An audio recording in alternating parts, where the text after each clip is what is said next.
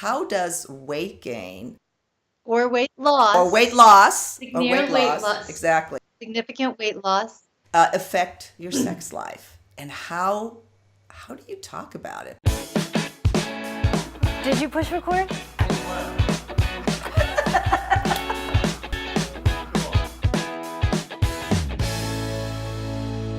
Thank you so much for joining us again on another episode of Our Second Act with Paige and Silka.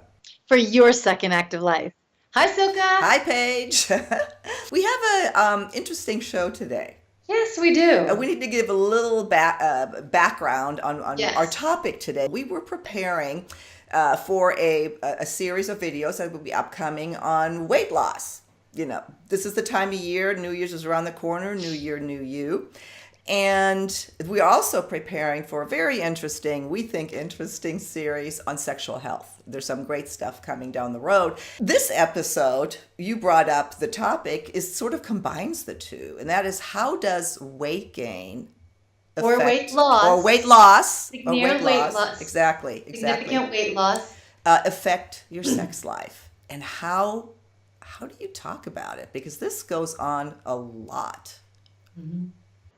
I've had spouses, significant others come in and say, I don't know what to do. It's really hard for me to continue to have sex with that person because they don't look the way they usually are and they don't feel good about themselves.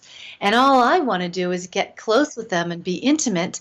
But when they don't feel well and they have extra weight, you have the other person going, what do I do? How do I bring this topic up? What do I say to them? And then you have the flip side where someone's adamant about, I want nothing to do with them because they let themselves go, and how could I possibly be sexually, stimulated or want to have sex with this person? So I've seen every single facet about how weight affects someone's sex life, and not just gaining weight. Sometimes when people have an eating disorder or they have an illness where they get so thin, the significant other doesn't feel comfortable having sex with them because they just feel like they're going to break them or hurt them, or they're so fragile. So there's different components that go on. It's not just weight gain. It can be the other way as well. Do you think from your experience that, if you started a relationship at a certain weight, both people had certain interests, a certain weight, and then one changes drastically, that's more apt for conflict, if you will, rather than if you meet, obviously we're attracted to all sorts of people. So if you choose a person at a certain weight, that's different than when the person you have chosen changes.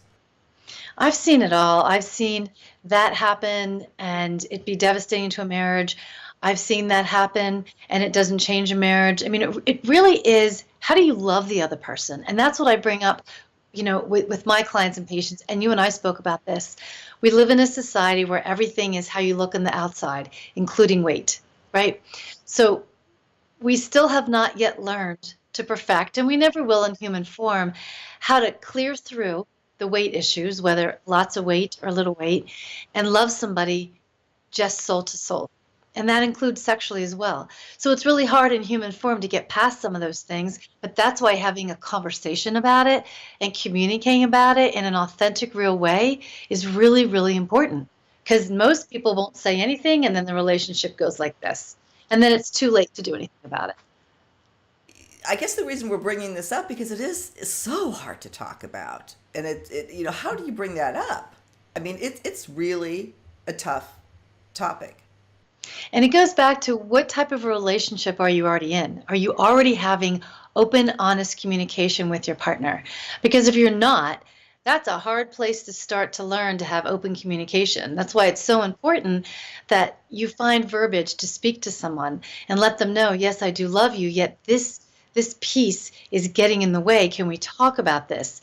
And a lot of people would just rather just ignore it or go have affairs or just deny it or make up excuses why they don't want to have sex. And, both people are starting to feel certain things, and it just, bottom line is, it's like anything. If there's something going on between two people and it's affecting things in not a healthy way for either person, emotionally, mentally, physically, spiritually, whatever it might be, you have to have a conversation about it. I'm kind of thinking about men right now, are they bad guys if they're not attracted to their wife, to their girlfriend of long term anymore because she's gained weight? Does that make you a bad person? Or is it how you handle it that makes you not such a good person? Well, I don't think that anyone's a bad person. I think we just get caught up with, what do we do? This is affecting us. I don't want to hurt their feelings, or they're not being healthy and I'm staying healthy, and then I'm getting angry and more resentful because they're not taking care of themselves. And there's so many different layers as to why this is tipping the scales, no pun intended. But what's gone on long before this situation has come up too, because nothing is ever one layer. There's always multi layers. Um, so yeah, and sometimes when people bring it up, they can be really mean about it, and that does no good for anyone at all. Well, and I just said that I automatically thought the man would have these issues. Really, women think that that's the same thing. If their partner gained a Yes. lot of weight, they may the attraction may not be there either. And how do you handle it? And is that wrong or right? I still think in terms of wrong or right. I don't have that high level view that you do. And just remember, I want to reiterate, it's not just the weight gain. It's someone who has an eating disorder, or someone's really sick and they've lost so much weight. And even though the person's been sick and they're so thin, they want to have sex with the partner's like, no way, I don't feel comfortable.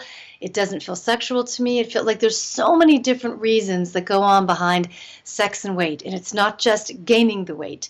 It's also when you've lost a lot of weight and you're, unhealthy with your weight loss as well. And it affects both men and women.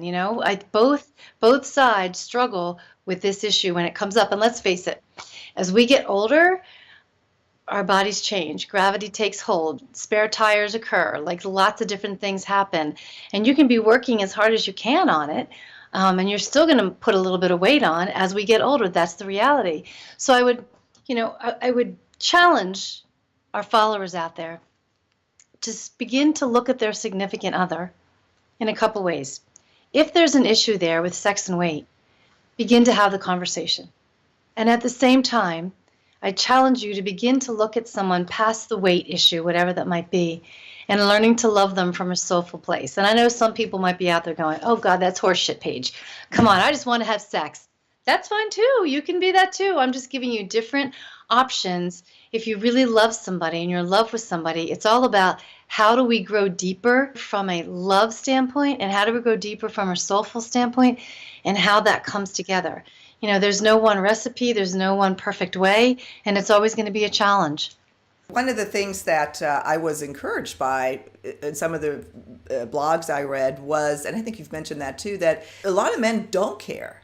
They love, it was a beautiful one. I love my wife no matter what, but she's lost her confidence. She doesn't feel confident. Yes. And she doesn't feel good about herself because, as we go through midlife, let's face it, I can speak for myself. Hormones change, gravity drops, weight gain gets put on, spare tires, all that kind of stuff. You got some cottage cheese going on in the back of your rear, and it goes back to, how do you love yourself? How do you accept yourself no matter what's going on and embrace that? And how do you allow the person who's with you to embrace you no matter where you are as well? So there's a couple different layers that we're talking about in this whole topic of sex and weight. Well, we're just about coming to the end of our segment, Paige. What would you like to leave our viewers with on this topic? If you happen to fall under this topic with sex and weight, speak to your significant other about it. Be open and honest, because that's how anything can either improve, shift, or whatever happens. And also at the same time, begin to learn to love the person from a soulful level as well, and also accept what's going on in your own body, no matter what's going on with it, no matter if you've gained some weight or you're sick and you've lost some weight. It's all about self-acceptance and being okay just the way you are, and hopefully having your partner look at you and say, hey, you know what, honey, I love you no matter what. Yeah, no, that's true. And we really want to hear from you on this. Yes. Leave us your comments. Does any of this make sense? Do you fall into this? Could you love somebody if they gained a lot of weight? Does it Or matter? if you lost a lot of weight, with an illness, and like, what do you struggle with? What works for you? What doesn't work for you? Do you feel stuck? Whatever it might be, let us know, because this is a topic that goes on and through every relationship. This is there. Yeah, and nobody knows how to talk about it. Thank you, Paige. We'll see you next time on another episode of Our Second Act with Paige and Silka. For your second act of life. You did it. I screwed that up. Bye.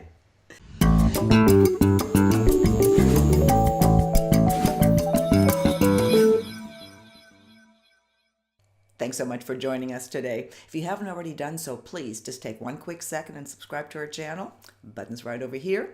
And for more information and videos on living your life to the fullest after 50, go to our website, secondact.tv. See you soon. Bye-bye.